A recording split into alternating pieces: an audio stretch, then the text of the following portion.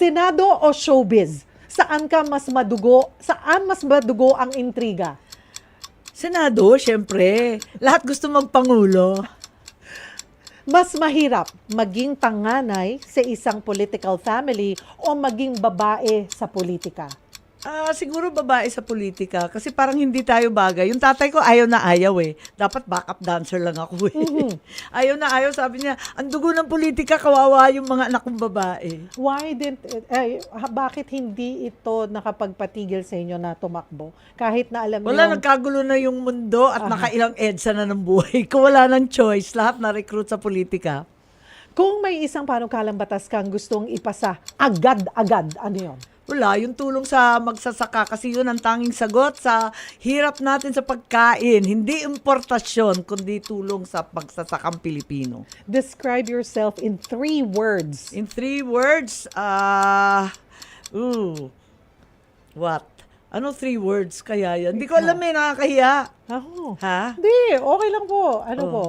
Ano ba? Kung i-describe ka ni PBBM bilang ate, ano tingin mo sasabihin niya? Sabihin niya matapang. Okay. O, Si ayun. Manang. Sasabihin niya marunong. Siguro sabihin niya masipag. Paano ang mas mahirap ipaglaban? Minimum wage increase o pag-ibig? Minimum wage. Automatic yung pag-ibig, lalo Valentine's na eh. Kung hindi Sa ka... mga walang jowa dyan, yung mga tigang, may pag-asa pa rin. Kung hindi Pag-ibig ka sa anak, pag-ibig sa bayan, o di ba? Kung hindi ka politiko ngayon, ano ka? Ano ako? Producer, syempre, obvious ba? Mahilig ako mag-produce, 19 pa lang ako na Yes. edad eh. Talagang nagpo-produce na ako sa teatro, sa sine, ng kanta, ng animation. Talagang lahing impresaryo. Anong mas gusto mo?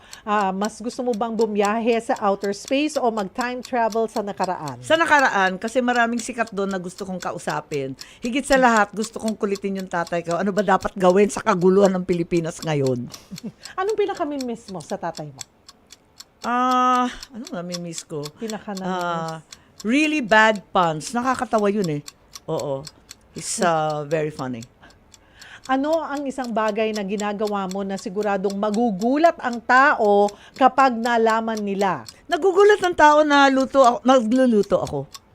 Oo, kasi mahilig ako magluto. Eh, wala namang magawa sa probinsya noon. May cookbook nga ako eh. Pero Tapos yung sinasabi ko, lahat parang, ha? Pero nagluluto ka, Senator Amy. Pero iba yung masarap ka ba magluto? Oo naman, may cookbook nga eh. Laban-laban na to. Ano Cook ang off. ipagyayabang mo na luto mo?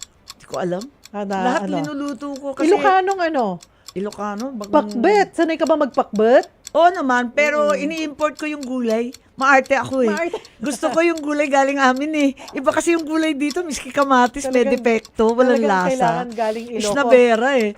Gusto ko talaga yung talong galing amin, yung maliliit na ampalaya. Yung ampalaya, Tapos yung ganun lang. yung mga butil, yung iba't ibang gulay, kailangan galing dun eh. Parang yung nandito, iba na yan. Parang walang lasa. Ang lalaki pa. Ganun no, yung Malapsa. maliliit natin na ampalaya. Tapos sa puro tubig, ang dami ng sinabi. Oo. On a scale of 1 to 10, gaano ka kuripot si Manang? 5. Sakto lang. Sakto lang. Sakto lang. Kalahati eh. Hating waray ako eh. Oo nga pala, opo. So, yung lahing Imeldific, nasapian din ako nun eh. So, kuripot sa bagay na hindi mahalaga, pero pag gustong-gusto ko talaga, ayan, may I buy na talaga. Kung may isang piece of advice ka pong ibibigay sa inyong nakababatang kapatid na si Pangulong Bongbong Marcos, ano yon? Manindigan ka sa sarili mo at wag maniwala sa mga nakapaligid dyan. Kasi bata pa ako, sinasabi ko sa tatay ko, ang Malacanang ay snake pit. Eh ngayon, taon ng ahas. Dumami sila.